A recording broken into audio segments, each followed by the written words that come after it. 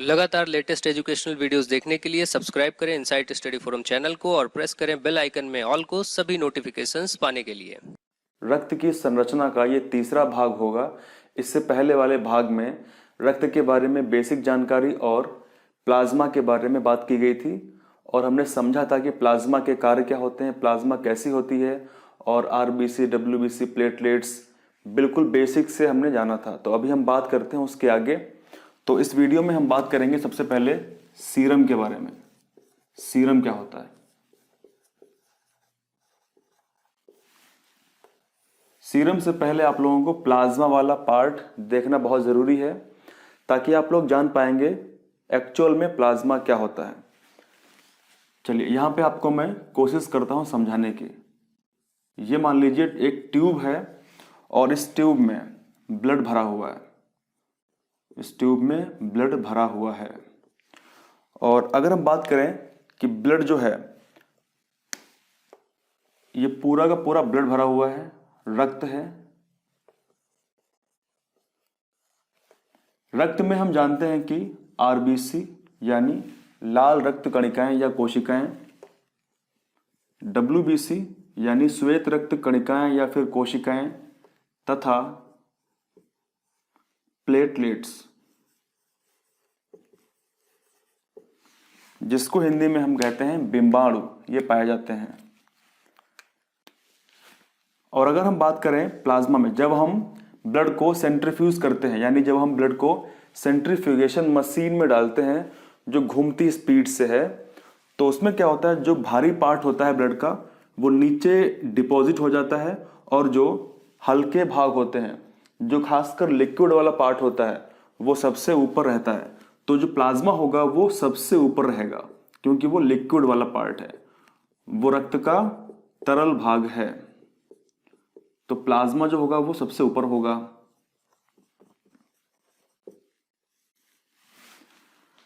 तो हमने देखा कि प्लाज्मा में ना तो आरबीसी होती है, ना ही डब्ल्यूबीसी होती है, ना ही प्लेटलेट्स होती हैं। इसका मतलब क्या हुआ कि प्लाज्मा रक्त का ऐसा भाग होता है जिसके अंदर रक्त कोशिकाएं यानी रक्त कणिकाएं नहीं होती हैं, उसको हम बोलते हैं प्लाज्मा। लेकिन प्लाज्मा में प्रोटीन पाए जाते हैं तथा अन्य तत्व पाए जाते हैं।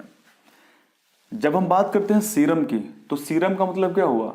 सीरम को अगर हम देखें तो सीरम प्लाज्मा का वो भाग, यानी सीरम, जो सीरम होता है प्लाज्मा का वह भाग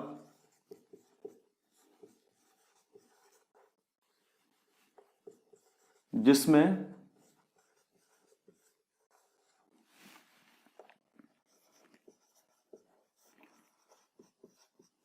रक्त कणिकाएं तथा थक्का बनाने वाला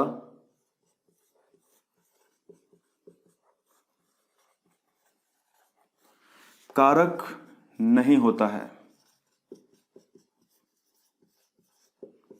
तो उसको हम बोलते हैं सीरम।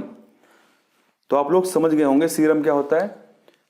यानी सीरम की अगर हम बात करें तो सीरम में ना तो आरबीसी, ना ही डब्ल्यूबीसी और ना ही प्लेटलेट्स होंगे, यानी सीरम में ये कुछ भी नहीं होगा। और ना ही प्लाज्मा में एक विशेष प्रोटीन होती है जो थक्का बनाती है। तो जब हम बात करेंगे सीरम की, तो सीरम में ना तो डब्ल्यूबीसी, आरबीसी, प्लेटलेट्स होंगी और ना ही सीरम में थक्का बनाने वाला ये फैक्टर होगा, कारक होगा। तो उसको हम बोलते हैं सीरम। तो आप लोग समझ गए होंगे सीरम के बारे में, सीरम क्या होता है। तो अब हम बात करते हैं आरबीसी के बारे में। तो आज की क्लास में हम आरबीसी को समझेंगे कि आरबीसी क्या होता है, क्योंकि हमारे एग्जाम में आरबीसी डब्ल्यूबीसी में डिफरेंस पूछता है, अंतर पूछता है। तो आज हम कोशिश करेंगे कि आरबीसी के बारे में हम जितनी भी रिक्वायर्ड जानकारी है वो हम सब ले लें। आरबीसी के बारे में स्टार्ट करते हैं। आरबीसी को हम रेड ब्लड सेल कहते हैं, यानी लाल रक्त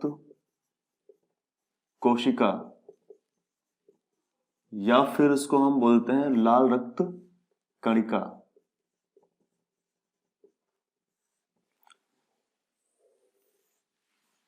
तो ये हमारी आरबीसी है, और आरबीसी में सबसे पहले हम बात करेंगे कि आरबीसी का जो निर्माण होता है, यानी आरबीसी की जो ओरिजिन होती है वो कहां पे होती है। जैसा हम जानते हैं कि हमारे शरीर में अस्थि मज्जा होता है, बोन मैरो होता है, और बोन मैरो जो होता है वो दो प्रकार का होता है, एक लाल अस्थि मज्जा और दूसरा पीला अस्थि मज्जा होता है। तो हमारे शरीर में जो आरबीसी क्योंकि लाल होती हैं तो इसका जो निर्माण होगा वो लाल अस्थि मज्जा से होता है, लाल अस्थि मज्जा से निर्माण होता है, यानी इसको हम बोलते हैं रेड बोन मैरो से आरबीसी का निर्माण होता है। दूसरी हम बात करते हैं कि आरबीसी में क्या केंद्रक होता है या फिर नहीं होता है। जैसा हम जानते हैं कि जो आमतौर पर कोशिका होती है, और कोशिका हमारे जीवन की सरलतम संरचनात्मक एवं क्रियात्मक इकाई होती है, यानी सेल के बिना जीवन संभव नहीं है। जहां जहां भी सेल है वहां वहां लाइफ है, जहां पे कोशिका नहीं है वहां पे जीवन संभव नहीं हो सकता। इसका सबसे बड़ा एग्जाम्पल है बैक्टीरिया और वायरस। जैसा हम जानते हैं कि वायरस को हम जीवित और मृत के बीच की कड़ी समझते हैं, क्योंकि वायरस एक विशेष प्रकार का माइक्रोब होता है, सूक्ष्म जीव होता है। फिलहाल जीव हम उसको बोलते हैं क्योंकि जब वो किसी कोशिका के संपर्क में आता है, जब भी वायरस किसी भी जीवित सेल के संपर्क में आता है तो वो एक्टिव हो जाता है। लेकिन अगर वो कहीं टेबल पे, कुर्सी पे या मार्कर पे रखा हुआ होगा, बैठा होगा, तो वो निर्जीव है। लेकिन जो बैक्टीरिया होता है वो जहां भी होगा जीवित होगा। तो इसका मतलब जो जीवन है वो कहां पे है, सेल के अंदर है। उसी प्रकार हमारे बॉडी में डिफरेंट टाइप्स की सेल्स होती हैं। तो यहाँ पे हम आरबीसी के बारे में जानकारी ले रहे हैं। तो आरबीसी क्या है, सेल है। तो जितने भी फीचर, जितने भी फंक्शंस, कार्य सेल के होंगे वो आरबीसी के होंगे। लेकिन जैसा हम जानते हैं कि इस आरबीसी में, यानी इस प्रकार की लाल रक्त कोशिका में जो केंद्रक होता है वो नहीं होता है, केंद्रक नहीं पाया जाता है। तो यहां पे केंद्रक क्या होगा, नहीं पाया जाता है। तो हम इसको बोल सकते हैं कि केंद्रक यहां पे अनुपस्थित होता है। लेकिन डब्ल्यूबीसी में केंद्रक पाया जाता है। तो आगे जब हम बात करेंगे डब्ल्यूबीसी की, यानी श्वेत रक्त कणिका की, तो वहां पे हम पूरी बात करेंगे कि वहां पे केंद्रक क्यों पाया जाता है। लेकिन यहां पे अपवाद भी है। इसका जो अपवाद है वो है ऊंट एवं लामा। ऊंट और लामा जो एनिमल हैं, इनमें आरबीसी में केंद्रक पाया जाता है। तो ये एक्सेप्शन है, तो आप लोग उसको ध्यान रखेंगे। आरबीसी के अगर हम जीवन काल की बात करें कि आरबीसी का जो जीवन काल होता है, प्रत्येक कोशिका का जीवन काल होता है। जैसे कोई व्यक्ति जन्म लेता है तो वो मरता है, तो उसी प्रकार कोई कोशिका अगर जन्म लेगी तो एक निश्चित समय के बाद में वो मर जाएगी और फिर एक नई कोशिका उत्पन्न होगी, और ये प्रक्रिया सतत चलती रहती है। तो जीवन काल इसका जो आमतौर पर होता है वो 120 दिन होता है, यानी इसको हम 4 महीना या इसको हम 4 माह बोल सकते हैं। 4 माह तक आरबीसी जीवित रहती है, उसके बाद में वो मर जाती है। तो मरती कहां पे है, आरबीसी मरती कहां पे है। तो आरबीसी की जो मृत्यु होती है वो प्लीहा में होती है, और प्लीहा को हम बोलते हैं स्प्लीन, यानी इसको हम तिल्ली बोलते हैं, तिल्ली। अब ये कैसी होती है, कहां पे होती है, तो यहां पे समझते हैं छोटे से डायग्राम में। ये डायग्राम हमारे पेट का है, ये हमारा आमाशय है, और इस आमाशय के जस्ट ऊपर, इस आमाशय के जस्ट ऊपर यहां पे ये कुछ स्ट्रक्चर ऐसा होता है जो होता है स्प्लीन, जिसको हम प्लीहा बोलते हैं। यही स्प्लीन होता है। ये एक विशेष ऑर्गन होता है, और यहां पे लीवर होता है जिसको यकृत कहते हैं, और आमाशय के जस्ट नीचे यहाँ पे पैनक्रियाज, जिसको हम अग्नाशय कहते हैं, जो विशेष प्रकार के हार्मोन्स को निकालता है, जैसे इंसुलिन। अगर आपसे क्वेश्चन पूछे कि इंसुलिन कहाँ से निकलता है, तो आप लोग उत्तर देंगे इंसुलिन अग्नाशय से निकलता है। और अगर किसी व्यक्ति के शरीर में इंसुलिन की मात्रा कम हो गई या फिर बिल्कुल इंसुलिन निकलना बंद हो गया, तो इसका मतलब होगा कि उसको डायबिटीज होने वाली है, उसको डायबिटीज हो गई है। ठीक है, तो कुछ बातें आप ध्यान रखेंगे। तो मृत्यु कहां पे होगी इसकी? प्लीहा में होगी। इसीलिए हम प्लीहा को, स्प्लीन को क्या बोलते हैं? आरबीसी का। इसीलिए हम प्लीहा को आरबीसी का कब्रिस्तान,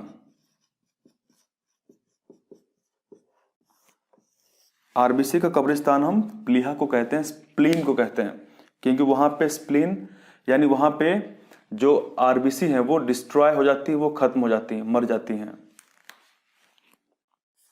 अगर हम समझे इसमें कि जो आरबीसी है उसका आकार कैसा होता है, उसका शेप कैसा होता है, तो यहां से भी क्वेश्चंस आते हैं। आपसे आरबीसी का शेप के बारे में जानकारी लेगा कि शेप कैसा होता है, तो आप लोग इसका शेप सही से याद रखेंगे। तो यहाँ पे हम बात करते हैं पूरा विस्तार से कि आरबीसी का शेप हम किस तरीके से जान पाएंगे, कैसा इसका आकार होता है, क्योंकि बहुत ही छोटी सेल्स होती हैं। आकार के बारे में जानते हैं, शेप कैसी होती है। तो यहाँ पे मैं एक छोटा सा डायग्राम बनाता हूँ ताकि हम समझ पाएं सही तरीके से कि इसका शेप कैसा होता है। अब मान लीजिए यहाँ पे ये हमारी एक रक्त वाहिका है। क्या है? रक्त वाहिका, जिसको इंग्लिश में हम ब्लड वेसल कहते हैं, जिसमें से ब्लड बहता है। और यहाँ पे ये आरबीसी है, ये हमारी आरबीसी लाल रक्त कोशिकाएं हैं जो ब्लड में बह रही हैं। और बीच बीच में डब्ल्यूबीसी हैं।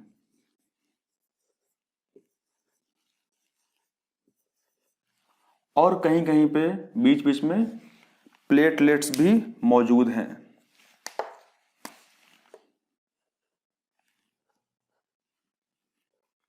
ये प्लेटलेट्स ब्लड में बह रही हैं। तो सबसे पहले हम बात करते हैं आरबीसी की। तो आरबीसी को मैं यहां से निकालता हूं और यहां पे इसको मैं थोड़ा बड़ा करता हूं। आरबीसी को जब हम इस तरीके से सामने से देखेंगे, जब भी हम आरबीसी को सामने से देखेंगे तो हमको वो कुछ इस तरीके से दिखाई देगी। ये कुछ हमारी आरबीसी का आकार होता है। तो आप लोग इसको क्या बोलते हैं? तो इसको हम बोलते हैं उभयावतल। इसको हम उभयावतल बोलते हैं, यानी इसको हम बाइकॉनकेव बोलते हैं, बाइकॉनकेव। तो अगर आपसे पूछे कि आरबीसी का जो आकार होता है, शेप होता है, वो कैसा होता है, वो बाइकॉनकेव होता है, वो उभयावतल होता है। अब यहाँ पे हम इसको समझते हैं कि ये उभयावतल क्या होता है, बाइकॉनकेव क्या होता है। तो इसको समझने के लिए थोड़ी सी आपको फिजिक्स में जो लेंस वाला चैप्टर है, तो उसमें आपको लेंस के जो टाइप्स होते हैं वो पता होना बहुत जरूरी है। जैसा कि हम जानते हैं लेंस दो प्रकार के होते हैं। कौन कौन से होते हैं? एक होता है कॉनकेव लेंस और दूसरा होता है कॉन्वेक्स लेंस। कॉनकेव लेंस की अगर हम बात करें तो इसको हम बोलते हैं अवतल और इसको हम बोलते हैं उत्तल। तो ये अवतल लेंस हो गया, ये उत्तल लेंस हो गया। अगर मैं आपको बताऊं कि इसको कैसे पहचानेंगे हम कि कौन सा अवतल कौन सा उत्तल लेंस है, तो बहुत सी सिंपल सी बात है। अगर मैं आपके सामने यहां पे इस तरीके से एक लेंस बनाऊं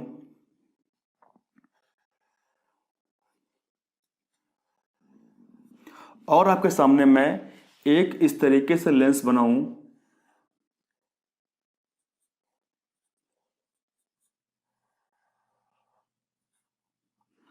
तो आप लोग बताइए कौन सा लेंस अवतल है, कौन सा लेंस उत्तल है। अब क्योंकि समतल है, मैंने बात की है समतल की, यानी जो प्लेनो कॉन्वेक्स होता है, जो प्लेनो कॉनकेव होता है, यानी एक तरफ ही केवल ये कर्व है, तो इसको हम बोलते हैं समतल। अगर ये दोनों तरफ कर्व हो जाएगा, यानी अगर मैं इसको यहां पे इस तरीके से कर्व कर दूं और इसको मैं यहां पे इस तरीके से कर्व कर दूं, तो ये बन गया हमारा बाई कॉनकेव। तो ये बाई कॉनकेव हो गया और ये बाई कॉन्वेक्स हो गया, क्योंकि दोनों तरफ से ये कर्व्ड है। अब ये जो लेंस हमारा है, ये लेंस हमारा है बाई कॉनकेव, ठीक, क्योंकि दोनों तरफ से ये कर्व है, तो इसको हम बोलते हैं बाई कॉनकेव। और बिल्कुल यही जो हमारा शेप है, वो शेप कौन सा है? आरबीसी का। जैसा हम जानते हैं कि जो अवतल लेंस होता है वो बीच में कैसा होता है? बीच में अंदर की ओर दबा होता है और उसके जो किनारे होते हैं वो उठे होते हैं। बिल्कुल सेम यहाँ पे आप देख रहे होंगे आरबीसी में। आरबीसी का जो शेप होता है वो बीच में कैसा है? बीच में अंदर की ओर दबा हुआ है और किनारे जो हैं वो उभरे हुए हैं। ये होता है हमारा अवतल लेंस। अब क्योंकि ये बाई है तो इसको हम बोलते हैं, यानी दोनों तरफ से है, तो इसको हम बोलते हैं बाई कॉनकेव। अब ये क्या है? ये है उत्तल, क्योंकि ये बीच में कैसा है? उभरा हुआ है, किनारों पे कैसा है? अंदर की ओर दबा हुआ है, तो इसीलिए इसको हम बोलते हैं अवतल लेंस। तो आप लोग जान गए होंगे कि किस लिए, मतलब किस तरीके से हम इसको उभयावतल कहते हैं। तो ये शेप है आरबीसी का। वहीं पे अगर हम बात करें डब्ल्यूबीसी के बारे में, तो जो डब्ल्यूबीसी होते हैं वो थोड़े साइज में बड़े होते हैं आरबीसी से। ये डब्ल्यूबीसी है, यानी श्वेत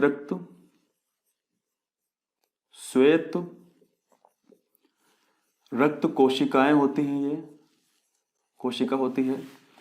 जो श्वेत रक्त कोशिका होती है इसका कोई शेप होता नहीं है, ये अनियमित होती है, ये अमीबा के आकार की होती है, यानी इनका कोई शेप निश्चित नहीं होता है, इसलिए इसको बोलते हैं अमीबी आकार की होती हैं। तो वहां पे जब हम पढ़ेंगे तब बात करेंगे इनके शेप के बारे में, इनके पूरी स्ट्रक्चर के बारे में। तो यहाँ पे समझते हैं जो डब्ल्यूबीसी होती हैं उनका जो आकार होता है, जो उनका आकार होता है वो कैसा होता है?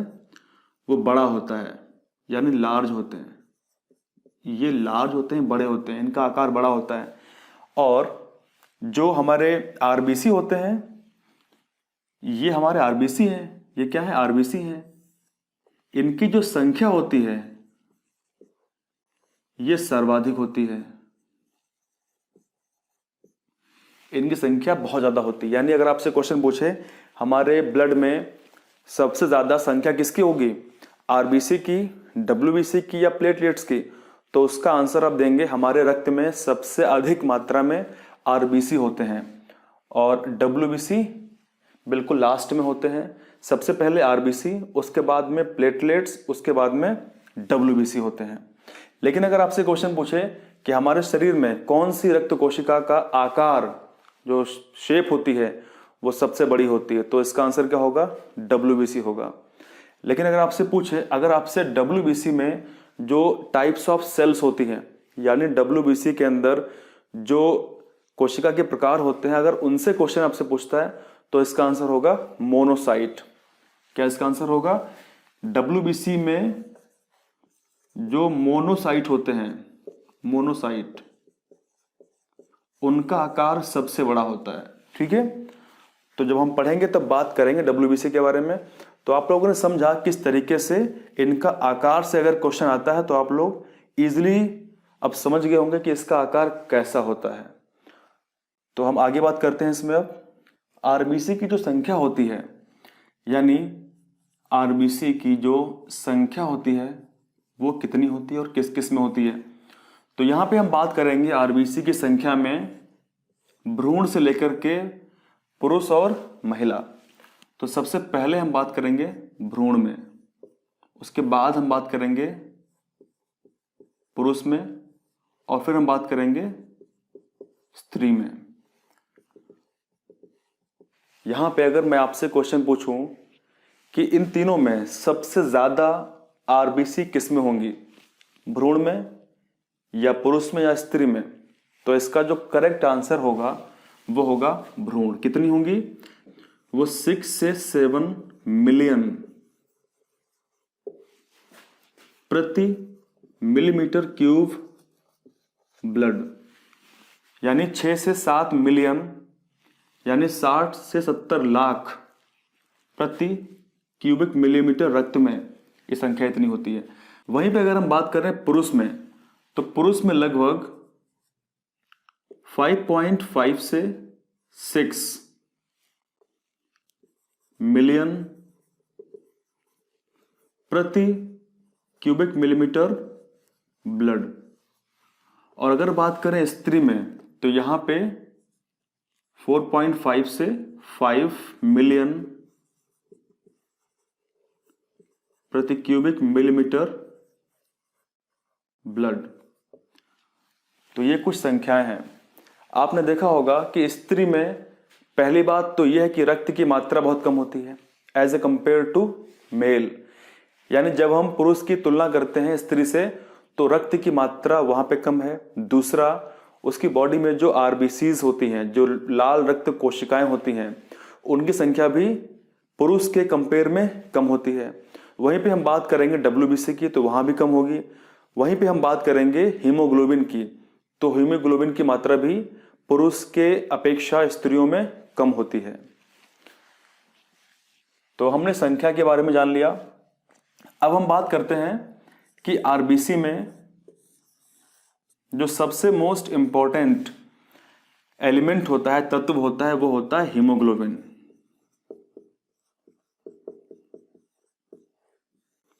हीमोग्लोबिन जो होता है वो कहां पे होता है? आरबीसी में होता है। अगर हम हीमोग्लोबिन की बात करें तो हीमोग्लोबिन दो पार्ट से मिलकर बना है। एक इसका जो पहला वाला पार्ट है उसको हम बोलते हैं हीम, और जो दूसरा वाला पार्ट है उसको हम बोलते हैं ग्लोबिन। जो ग्लोबिन पार्ट इसका होता है वो बेसिकली प्रोटीन वाला पार्ट होता है, और जो हीम वाला इसका पार्ट होता है वो बेसिकली वर्णक वाला पार्ट होता है। ये वर्णक होता है।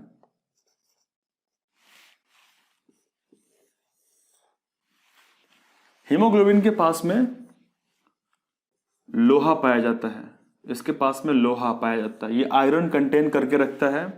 और बेसिकली अगर हम बात करें कि जो हीमोग्लोबिन के पास लोहा होता है वो कहां पे होता है, वो हीम के पास होता है मेनली अगर हम बात करें। और हीमोग्लोबिन क्या है? हीमोग्लोबिन ही हमारे ब्लड को लाल करने के लिए उत्तरदायी होता है। और जो हीमोग्लोबिन होता है उसमें इसमें 4 हीम समूह पाए जाते हैं। इसमें 4 हीम समूह पाए जाते हैं। और ये करते क्या है? एक हीमोग्लोबिन मॉलिक्यूल यानी हीमोग्लोबिन का एक अणु ऑक्सीजन के 4 अणुओं को संवहन कर सकता है। यानी हीमोग्लोबिन का एक अणु, जैसे यहां पे हम समझते हैं कि किस तरीके से मैं बताने की कोशिश कर रहा हूं।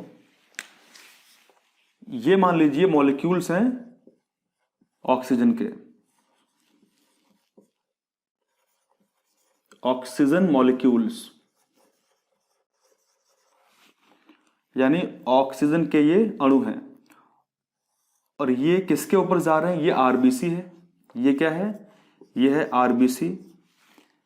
ये ढेर सारे हैं, लेकिन ये केवल 4 ही कैरी कर पाएंगे। तो आरबीसी में हीमोग्लोबिन होता है, उसके अंदर 4 हीम समूह होते हैं जो केवल 4 ही ऑक्सीजन के मॉलिक्यूल्स को कैरी कर पाएंगे। तो ये बात आप ध्यान रखेंगे। दूसरी बात यहां पे हम देखते हैं, जैसा हम जानते हैं कि आरबीसी में हीमोग्लोबिन होता है, आरबीसी में हीमोग्लोबिन होता है।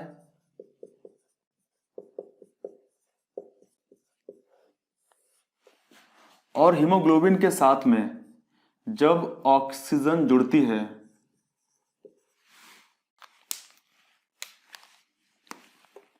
तब ये फॉर्म करता है ऑक्सी हीमोग्लोबिन।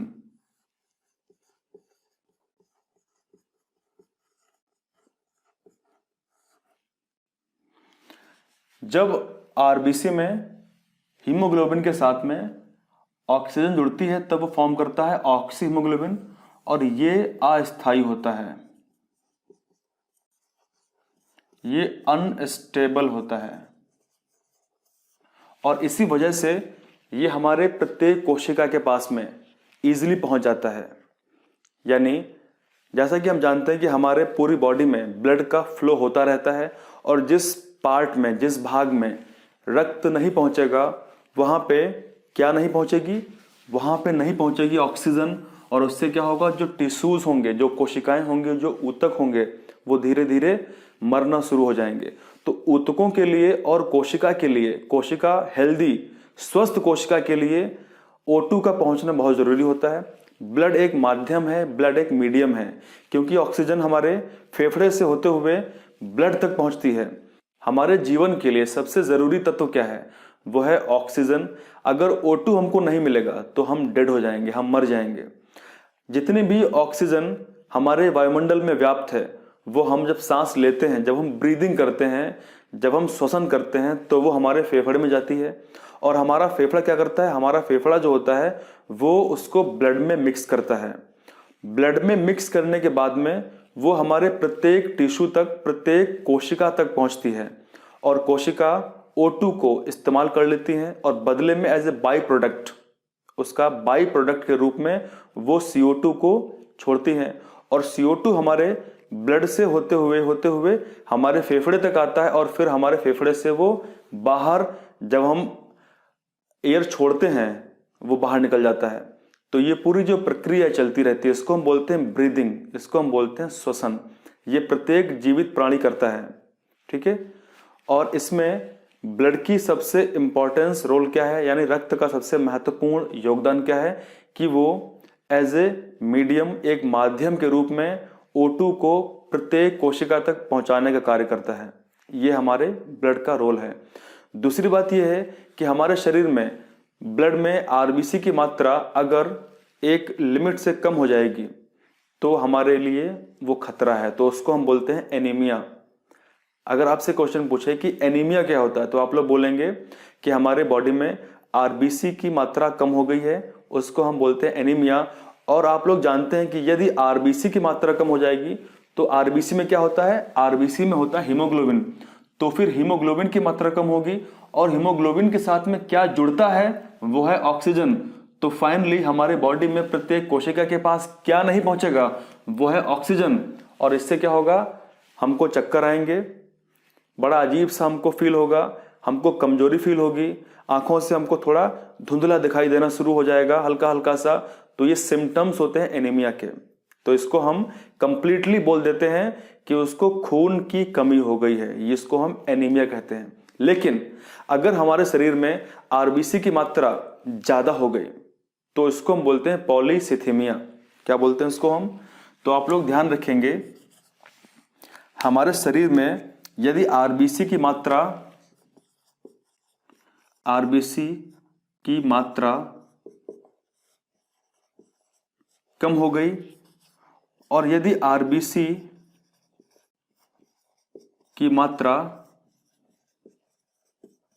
अधिक हो गई, जो कम हुई थी हमने क्या बोला था इसको हम बोलते हैं एनीमिया, और जो अधिक हुई है उसको हम बोलते हैं पॉलीसाइथीमिया।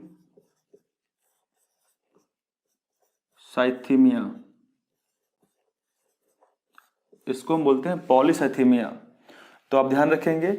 और ये अक्सर कब होती है, जब कोई व्यक्ति ऊंचे पर्वतों पर जाता है, ऊंचे पहाड़ी क्षेत्र में जाता है, तब वहां पे ऐसा उसकी बॉडी में देखने को मिलता है कि उसकी बॉडी में RBC की संख्या ज्यादा हो गई है। उसके पीछे एक वजह है, क्योंकि ये चीजें आपके सिलेबस में नहीं है, इसीलिए मैं ज्यादा डिटेल में नहीं बात कर रहा हूं। लेकिन मैं RBC के ऊपर, यानी ब्लड के ऊपर, मैं एक अलग से वीडियो बनाऊंगा जो बाकी एग्जाम के लिए होंगे। तो वहां पे मैं पूरी बात करने वाला हूं कि किस तरीके से, कौन सी प्रक्रिया होती है जिससे हमारी बॉडी में RBCs बनती हैं, और किस तरीके से जब हम जाते हैं पहाड़ के ऊपर तो वहां पे RBCs कम हो जाती हैं। तो क्योंकि हम केवल आपके सिलेबस के लिए, और कुछ मैं आपको एक्स्ट्रा बातें बता रहा हूं जो आपके सिलेबस से ज्यादा भी हो सकती हैं, लेकिन अब ऐसा नहीं करेंगे कि पूरा एक्स्ट्रा बातें झोंक दी और जो सिलेबस था वो देखा नहीं, है ना। तो ऐसा नहीं करेंगे, लेकिन थोड़ी सी चीजें पता होनी चाहिए हमको। तो आप लोग ध्यान रखेंगे इन दो बातों को। एक चीज मैं आपसे बताना चाहता हूं, जैसा कि हम जानते हैं कि जो कार्बन मोनोऑक्साइड होती है, जिसको हम बोलते हैं सीओ, सीओ क्या होता है? सीओ होता है कार्बन मोनोऑक्साइड। अगर ये हमारे O2 के स्थान पर, जो ऑक्सीजन है, इसके स्थान पर अगर हीमोग्लोबिन से जुड़ जाए कार्बन मोनोऑक्साइड, तो क्या होगा? तो ये बनाएगा कार्बोक्सी हीमोग्लोबिन। क्या बनाएगा? Carboxy haemoglobin. और जो इससे 300 गुना स्थायी होगी, यानी हमारे ब्लड में जो ऑक्सीजन होगी, जो जहां पे होगी वहीं पे उसको रोक देगा। हमारे ब्लड में ऑक्सीजन का जो संचरण है वो बिल्कुल ठप हो जाएगा, रुक जाएगा, और इससे क्या होगा? दम घुटने से और बॉडी में O2 की कमी होने से सारी कोशिकाएं मर जाएंगी और बॉडी ही मर जाएगी। तो इसीलिए जो CO होती है वो हमारे लिए बहुत हानिकारक होती है। ठीक है, तो इस पार्ट में हमने समझा, आरबीसी में हमने समझा कुछ विशेष पॉइंट्स को जो हमारे लिए बहुत जाना जरूरी था हमारे एग्जाम के लिए। और अगले पार्ट में हम बात करेंगे WBC के बारे में, और उसके बाद में फिर मैं आपको क्वेश्चन दूंगा, आप लोग क्वेश्चन करेंगे कि आरबीसी में और WBC में अंतर क्या होता है। एक चीज और मैं आपको बताना चाहता हूं, जैसे मान लीजिए कोई भी कोशिका हो सकती है, कोई भी किसी भी प्रकार की कोशिका हो सकती है, और कोशिकाएं दो प्रकार की हो सकती हैं, जैसे जंतु कोशिका या फिर पादप कोशिका। जंतु कोशिका को हम बोलते हैं एनिमल सेल, और पादप कोशिका को हम बोलते हैं प्लांट सेल। इसमें डिफरेंस ये होता है कि इसमें कोशिका, यानी पादप कोशिका में कोशिका जो भित्ति होती है, कोशिका भित्ति, सेल वॉल जो होती है वो पाई जाती है, और जो जंतु कोशिका होती है उसमें पाई जाती है प्लाज्मा झिल्ली, यानी इसमें पाई जाती है सेल मेम्ब्रेन, कोशिका झिल्ली पाई जाती है। तो इसीलिए आरबीसी में अगर हम बात करेंगे तो आरबीसी में क्या पाई जाएगी? आरबीसी क्योंकि एक जंतु कोशिका है तो इसमें प्लाज्मा झिल्ली पाई जाएगी। इसके ऊपर जो कोशिका होगी उस कोशिका के ऊपर प्लाज्मा झिल्ली पाई जाएगी। तो आप इसको ध्यान रखेंगे। ठीक है, पिछले वीडियो में मैंने आपसे दो क्वेश्चंस पूछे थे। पहला क्वेश्चन था कि हमारे शरीर का जो नॉर्मल ब्लड प्रेशर होता है, जो नॉर्मल रक्तचाप होती है, बीपी जिसको हम बोलते हैं, बीपी होता है वो कितना होता है? वो होता है 120/80 mmHg। तो ये हमारा करेक्ट आंसर होगा। आगे जब हम हार्ट के बारे में पढ़ेंगे, अगर आपके सिलेबस में हार्ट होगा तो हम पूरा हार्ट के बारे में पढ़ेंगे और पूरा डायग्राम बना के समझेंगे हम कि 120 और 80 ये क्या होता है और क्यों ऐसा होता है कि 120 ज्यादा होता है और 80 कम होता है। और ये एक नॉर्मल ब्लड प्रेशर होता है, यानी अगर ये ज्यादा हो जाएगा, ये कम हो जाएगा तो समस्या आना शुरू हो जाएगी। अगर ये मेंटेन है तो कोई प्रॉब्लम नहीं है।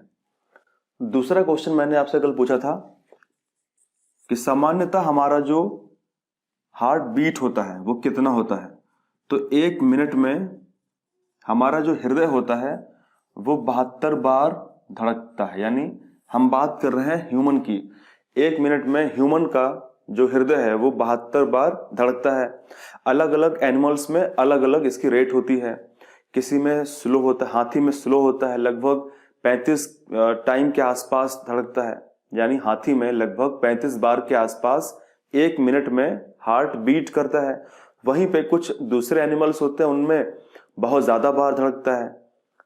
तो मैंने आपसे कल एक और क्वेश्चन पूछा था कि ऐसा कौन सा एनिमल है जिसका सबसे ज्यादा बार, फास्टेस्ट हार्ट बीट करता है, तो उसकी भी बात हम करेंगे। तो यहां पे हम समझें, अगर ये 72 बार धड़कता है सामान्यतः, लेकिन अब यहां पे डिपेंड करता है सिचुएशन। अगर मान लीजिए कोई व्यक्ति सुबह मॉर्निंग में दौड़ रहा है, वो रनिंग कर रहा है, तो उस समय उसकी बॉडी में जो हार्मोन्स होंगे वो स्रावित हो चुके होंगे, तो उसकी वजह से हार्ट बीट बढ़ जाएगी। और एक और फैक्टर होता है कि उसको ऑक्सीजन बहुत ज्यादा मात्रा में रिक्वायर होगी, तो उसका जो ब्लड का फ्लो है वो भी ज्यादा होगा, तो उसका हार्ट बीट ज्यादा होगा। यानी हृदय उसका बहुत ही ज्यादा वर्क कर रहा होगा उस समय। तो उस समय उसकी हार्ट बीट ज्यादा होगी 72 से। लेकिन अगर हम बात करें कि कोई व्यक्ति सो रहा है, आराम कर रहा है, तो उस समय उसका 72 नहीं होगा, उससे नीचे होगा। कितना होगा? 55 से 60 तक पहुंच सकता है। तो अगर हम बात करें मेल और फीमेल में कि पुरुष और स्त्री में जो हार्ट बीट है सामान्यतः वो किसका अधिक होता है, तो महिलाओं का जो हार्ट बीट होती है वो सामान्यतः पुरुषों से ज्यादा होती है। और अगर हम यहाँ पे एक और चीज देखें, हमारी हार्ट बीट को रेगुलेट करने के लिए कुछ हार्मोन्स होते हैं जो हमारी हार्ट बीट को रेगुलेट करते हैं। जैसे उनमें से एक हार्मोन है एड्रीनलिन।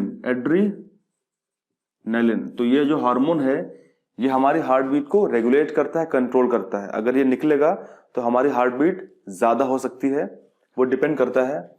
और अगर हम बात करें कि सबसे फास्टेस्ट, सबसे ज्यादा तेज किसकी हार्ट बीट है, सबसे ज्यादा बार किसकी हार्ट बीट होती है, तो यहां पे हम दो एनिमल्स की बात करेंगे। जो सबसे पहला है वो हमिंग बर्ड। एक छोटा सा पक्षी होता है हमिंग बर्ड, आप लोगों ने देखा होगा, बहुत छोटा सा पक्षी होता है हमिंग बर्ड। उसकी जो हार्ट बीट है वो 1 मिनट में लगभग 1260 बार धड़कती है। यानी जो सबसे फास्टेस्ट की अगर हम बात करें तो हमिंग बर्ड है, जिसका हृदय 1 मिनट में यानी 60 सेकेंड में 1260 बार धड़कता है। उसके अलावा एक और एनिमल है जिसका हार्ट बीट, उसका नाम हम बोलते हैं पिग्मी।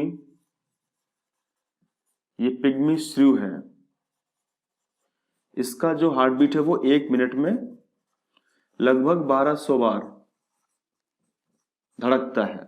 अब अलग अलग बुक्स में आपको इंटरनेट पे अलग अलग जानकारी मिलेगी, तो फिलहाल ये सबसे फास्टेस्ट में आते हैं। तो हम लोगों ने ये सब पूरा समझा डिटेल में, और आई होप, मैं उम्मीद करता हूं कि आप लोगों ने आरबीसी के बारे में कुछ बेसिक सी इंफॉर्मेशन ली होगी, और ये आपके लिए इतनी इनफ है कि अगर कोई क्वेश्चन आपके एग्जाम में आता है तो आप लोग उसको आसानी से करके आएंगे। Thank you very much. Thank you.